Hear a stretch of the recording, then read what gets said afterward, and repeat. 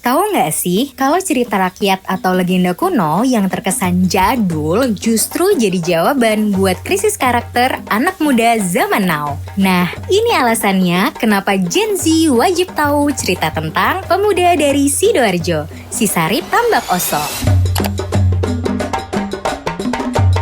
Kalau menurut saya, Gen Z itu lebih rentan terhadap pengaruh moral negatif di saat ini dibanding generasi yang sebelumnya, misalnya generasi X atau pasca kolonial ya. Asupan konsumsi seharian atau kebiasaan mereka itu yang memang mengkondisikan mereka seperti itu. Asupan-asupan yang mereka akses dari medsos atau media digital itu yang kadang-kadang efeknya itu tidak selalu positif, tetapi ada yang bisa mengarah pada dampak-dampak negatif lah. Generasi Z itu kadang-kadang kurang bisa memfilter itu sehingga rentan untuk dipengaruhi moral-moral yang tidak positif atau yang negatif tadi, Mas Rino. Banyak nilai-nilai moral, nilai-nilai luhur yang terkandung dalam karakter film itu, karakter folklore atau cerita rakyat dari film Si Sarip Tambak Oso ini, yang kalau misalnya nilai-nilai moral itu diinsersikan ke dalam ajaran moral generasi saat ini, itu bisa membantu untuk supaya menguatkan karakter generasi Z dan tidak rentan terhadap pengaruh moral yang negatif. Kenapa kok yang diangkat itu film Si Sarip Tambak Oso? Satu, karena ini adalah pemuda dari Sidoarjo, Kabupaten Sidoarjo, ya, di Desa Tambak Oso yang posisinya ada di Kabupaten Sidoarjo lah. Posisi kami saat ini tinggalnya itu di Kabupaten Sidoarjo, meskipun tidak di Desa Tambak Osonya, tetapi sama-sama tinggal di Sidoarjo lah. Nilai-nilai yang ada di dalam moral Si Sarip ini yang bisa diteladani itu ada misalnya keberanian menentang penindasan kolonial yang menindas rakyat pribumi saat itu, dan keberanian untuk melawan kesewenang-wenangan penjajah terhadap rakyat pribumi. Lalu ada nilai-nilai keadilan yang diperjuangkan. Jadi di masa kolonial di mana si Sarip ini hidup, banyak ketidakadilan terjadi yang dialami oleh masyarakat pribumi, dan itu dilakukan oleh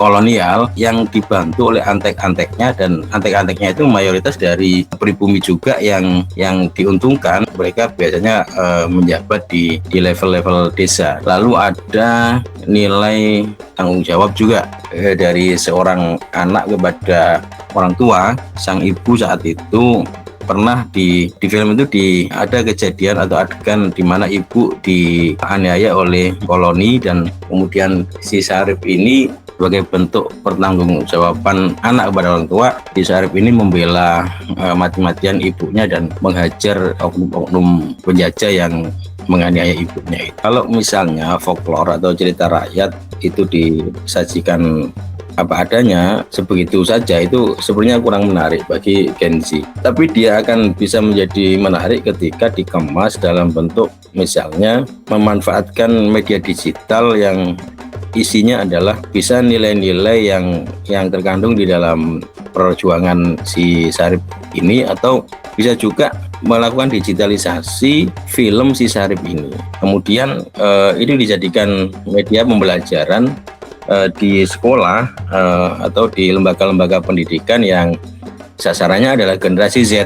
Jadi misalnya ngajar tentang sejarah perjuangan rakyat Indonesia dalam melawan penjajahan. Salah satunya bisa menampilkan film Si Sarip ini dalam bentuk menggunakan media digital, dan mungkin itu bisa lebih menarik daripada misalnya diceritakan secara manual oleh si guru. Jadi memang harus ada pengemasan, Mas Rino, tidak disampaikan apa adanya tanpa ada packaging yang menarik. Selama ini narasi-narasi dalam bentuk artikel, Mas Rino, yang menjadikan objek film folklore sebagai sasaran untuk dianalisis itu masih jarang, masih sedikit. Maka perlu kepada para penulis, para akademisi itu ketika mau menulis artikel di jurnal-jurnal nasional atau jurnal-jurnal internasional bereputasi atau media-media tulisan yang lain, itu perlu mengangkat cerita-cerita rakyat yang memang ada basis fakta sejarahnya, dan kemudian kita eksplor